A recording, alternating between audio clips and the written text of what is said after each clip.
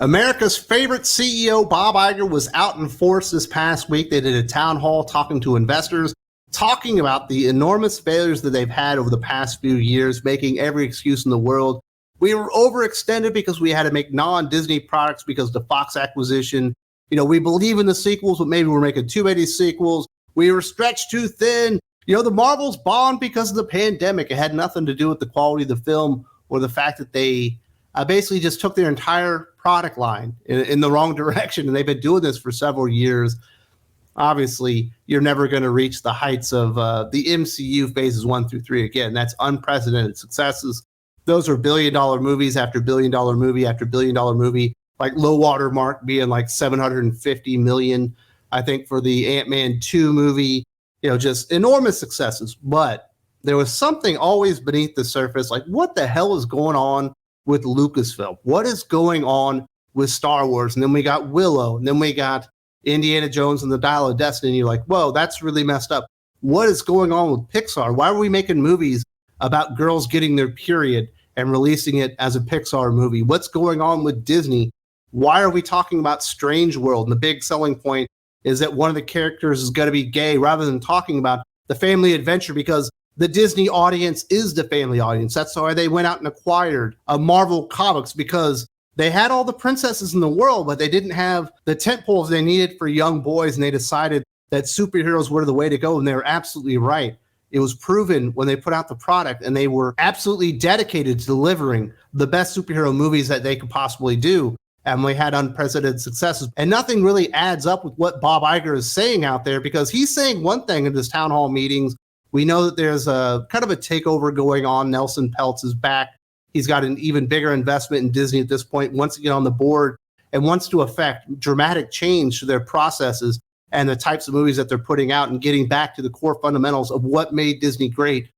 Basically from like the late 80s all the way until just a couple, 3 years ago. A lot of people understand what's going on, but Bob Iger does not seem to be one of them. And he's making all these excuses, but they also did their SEC filing, which absolutely sings a different tune. Revealed in recent filings for the Security and Exchange Commission, Disney notes to regulators and potential investors in its business, we face risks relating to misalignment with public and consumer tastes and preferences for entertainment, travel, and consumer products, which impact demand for our entertainment offerings and products and the profitability of any of our businesses. And here's the thing, Bob Iger can go out there and talk to investors at a town hall meeting. He can talk to people directly, but they actually can't spin on the SEC filings. You actually have to be honest with your investors when you talk about your quarterly performance, when you say, hey, why did things not turn out that well? Why did we not meet our earnings projections? Why does our stock continue to drop to all new lows after a high of well over $200, and it's been settled under $100 for almost the entire year of 2023? What's going on here?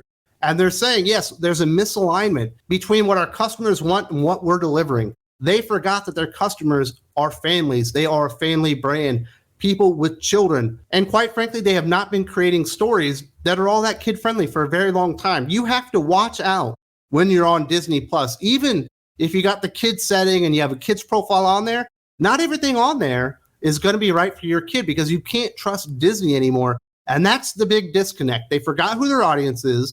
They decided they didn't want to be entertainers. They wanted to be influencers, and they were going to use their products, whether it be the MCU, Pixar, Disney proper, Lucasfilm, to go out there and influence people rather than entertain them. And they've dropped the ball spectacularly, and now they're having to admit it openly in their SEC filings. Generally, our revenues and profitability are adversely impacted when our entertainment offerings and products, as well as our methods to make our offerings and products available to consumers, do not achieve sufficient consumer acceptance. Further, consumers' perception of our position on matters of public interest, including our efforts to achieve certain of our environmental and social goals, often differ widely and present risks to our reputation and brands. There you have it right there, a misalignment regarding the personal feelings of your consumers themselves. They decided that we need to get all involved in the environment. We got to get all involved in social goals. We need to go out there and put the Florida governor in his place. We need to go out there and put forward the LGBTQ plus agenda front and center in our kids' entertainment. This is turning families away en masse across the world because Disney is a worldwide brand and they just can't accept that maybe the force isn't female, that maybe making movies for 6-year-olds that are about periods or about having your first kiss with the same sex and all that kind of stuff isn't the way to go when it comes to parents and children. Stop trying to be influencers and start trying to be entertainers again. There are universal truths, and a lot of what Disney has done in the past, we're all focused on universal truths. What is good, what is bad, good fighting evil and all that stuff. And it's all been blurred now because they don't care about that stuff anymore. We saw it that Behind the Magic or Inside the Magic platforms that they were having where they had all their executives talking about it's our job to push these things front and center to children using the platform that Disney has given us the access to, and it blew up in their faces spectacularly. Nobody believes in Disney as a brand anymore. It's going to take them possibly a decade to fix their reputation with families as consumers, and there are families out there that will likely never ever forgive them. And Bob Iger going out there and making these grand proclamations that he knows what the problem is, he probably is the problem. This is what TD Cowen analyst Doug Krutz had to say following the town hall from Bob Iger. If the argument is that Disney spent too much money making non-branded films largely as a result of the Fox acquisition that Iger masterminded, fine. But even there, we would say that overinvestment at the Fox studio shouldn't have had any impact on what was going on creatively at Marvel and Lucasfilm and the animation studio. Disney's theatrical run during 2016 to 2019 was unprecedented and is unlikely to ever be duplicated. However, performance can certainly be better than it has been over the last several years. However, we think improved performance is not just a case of quality over quantity. It's going to take some difficult decisions about prioritization for film versus streaming, a better curated mix of products in the pipeline, and probably a bit of new blood in the management ranks as well. And I think he's underestimating or underselling that last statement right there. A little bit of new blood in the management ranks as well. Absolutely not. You need wholesale changes in the management rank because this company has been infested and it's been taken over by people with an agenda not to entertain, but to influence children. That is what they are using the Disney platform, the Disney characters, the Marvel characters, the Star Wars characters. That's what they are using them front and center for. They even said it. It was made public, and people know the truth out there. You have a culture issue present at Disney as a company. The people that you let get in there and rise to the top because you, the corporate entity that is Disney, decided they wanted to prioritize DEI and ESG scores over actually delivering what their consumers wanted. Guess what? When you start promoting people based on their opinions and prioritization of DEI and ESG over your consumers, guess what they're going to believe in when they get to the top ranks, when they become the executive staff, when they become the hiring people at Disney. They're going to hire people that think the exact same way because that's what got them to the top as well. They're never, ever going to be able to let it go. And it starts with Bob Iger. They thought he was going to be the knight in shining armor. They thought he was going to be able to return and fix the mess that Bob Chapek created. But everybody with two functioning brain cells at the time knew this wasn't a Bob Chapek problem. It was a Bob Iger problem.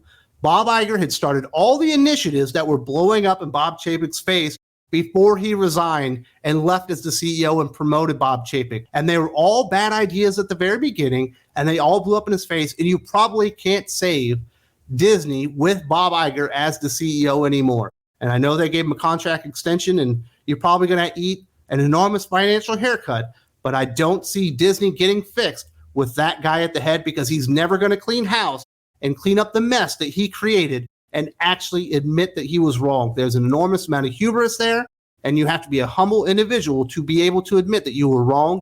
And what your vision of the future for the company was did not align whatsoever with your actual customers themselves. And that is the big problem at Disney right now. We saw that this past weekend with Wish. Somehow underperformed even the Marvels. The Marvels blew up in their faces. 2 weeks later, we get Wish. Disney's Wish debuted in third place at the box office last weekend, falling well below its projections to gross $19.5 million in its 3-day domestic opening weekend and $31.7 million over the 5-day Thanksgiving weekend. Days before the film's November 22 release, Deadline Variety projected a 5-day domestic opening of up to $50 million for the film, which cost $200 million to produce. We're used to Disney pulling out, definitely the Disney animation, the Pixar movies and stuff like that, on a 5-day holiday opening weekend going well above $100 million total. That would have been half of what a decent day would have been. And somehow they came in at 60% of what a bad day was going to look like. That is a terrible day because they have misaligned themselves, as they said in the SEC filings, with their actual consumers. What Disney thinks that you need and what you know that you want do not meet at all. And they better fix this stuff very, very fast because Bob Iger has done enormous damage to the brand, not just Disney, to Marvel, to Lucasfilm, to Pixar, to everything has basically fallen apart under his watch at this point. And there's an enormous culture issue. And I do not see families coming back until they feel there is real change, that Disney are going to stop trying to be influencers. They're going to stop trying to use their characters and their universes to influence their children into things they are just not all that interested in. Bob Iger's chickens have finally come home to roost, and it's all happening in real time. It's been very interesting covering this, and the SEC filing was very, very illuminating, but we have been talking about Bob Iger and the failing Disney properties and where he misaligned himself and where he went wrong with this consumer base for a long time here. Definitely check this video out right here. There's also a link in the video description.